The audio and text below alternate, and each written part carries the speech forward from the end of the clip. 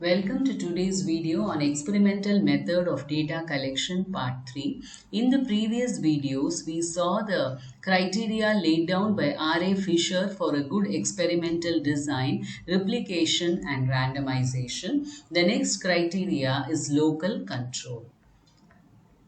To achieve local control, the experimental units have to be maintained homogeneous.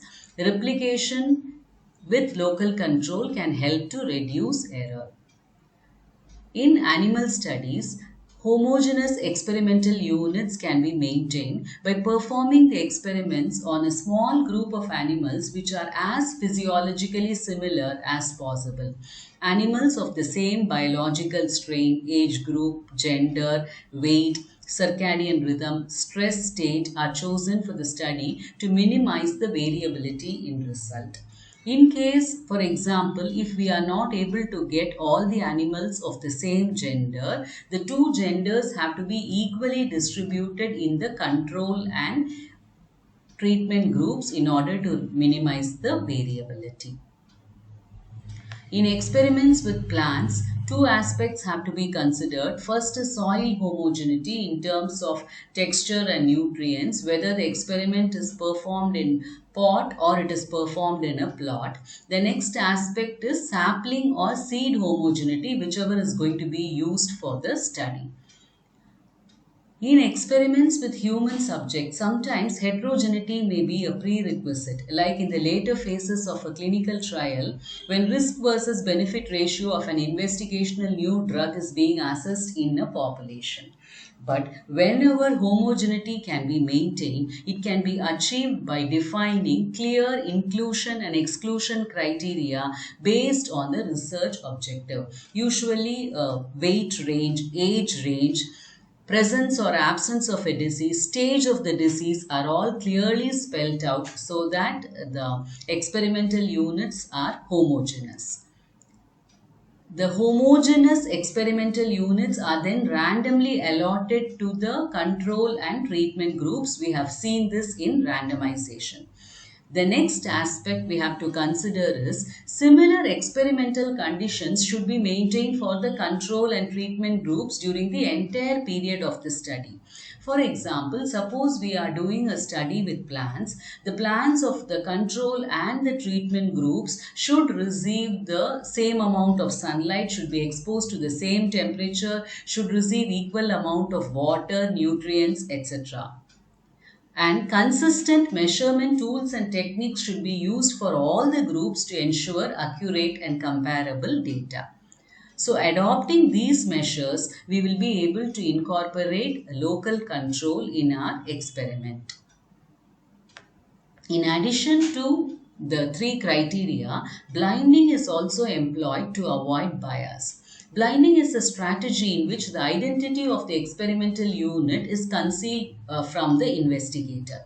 It may be done in particular steps of the experiment, or it may be done throughout the period of the experiment. If it is done throughout the period of the experiment, for example, starting from the allocation of the animals to the control and treatment groups till the outcome of the result, all types of bias we will be able to overcome. For example, it is selection bias, performance bias, detection bias, attrition bias, etc. This is usually achieved by using coded alphanumeric identifiers instead of informative labels. The details are maintained by a statistician or a scientist who is not related to the research.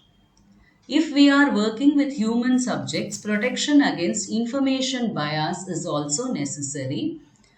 For this, the subject blinding is done. The study subjects do not know to which treatment group they belong. For a study for an investigational new drug which is going to act as a supplement, the control group may receive a placebo. If the studies for an investigational new drug against a disease, the control group may receive the standard treatment. By ensuring that the placebo and the standard drug are similar in appearance, taste, smell to the investigational new drug, we will be able to ensure subject blinding. In this context, if the investigator also does not know which subject belongs to which group, then it is referred to as double blinding. So the aspects for a good experimental design, to sum up, are the three criteria laid down by Fisher: replication, randomization, and local control. In addition, it is necessary to include a control group in the experiment and also have the concept of blinding in the experimental design. Moving on to reduction of errors in the analysis and measurement stage. During the process of collecting the sample from the experimental units, we have to adhere to the time frames for processing of the sample. For example, if we are going to collect blood for estimation of glucose, the serum and plasma have to be separated within the stipulated time. We have to follow standardized experimental protocols for analysis, because the test instructions, sequence of addition of reagents, time frames for incubation, measurement, etc., if it is clearly spelled out, it will help us to get accurate results. The experiment adopted also should be sensitive to detect the changes in the levels which we expect in the sample. For example, if we are doing an estimation of protein in the sample and the expected range is 1 to 10 micrograms, then we have to use the Bradford's method, which is quite sensitive compared to the Biuret or Lowry's method.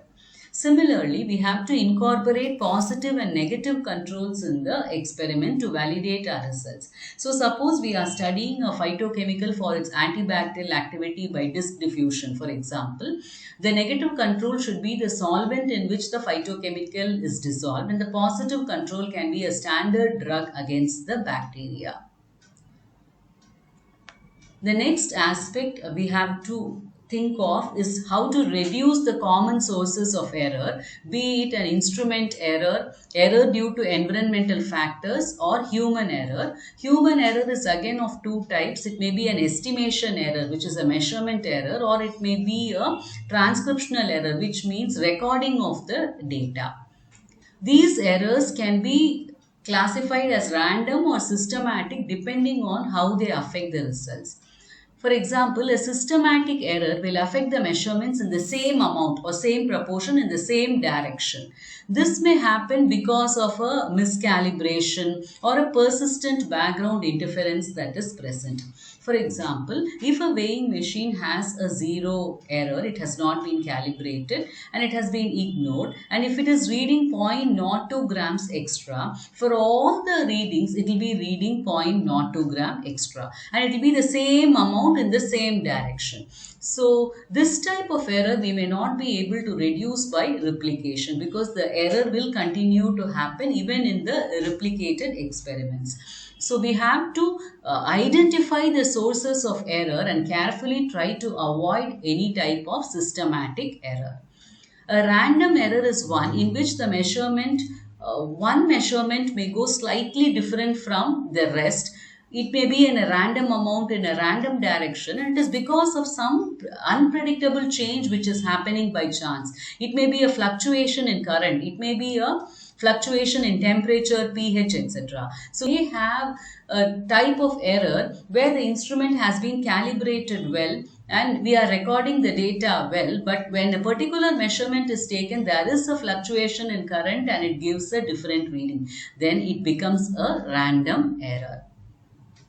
This random error may be identified by replication, because when you consistently take the data, if one of the data appears to be different, it may be because of the random error. So, by adopting a good experimental design and identifying and eliminating the sources of error in the experiment stage, we may be able to get reliable and accurate data. Thank you.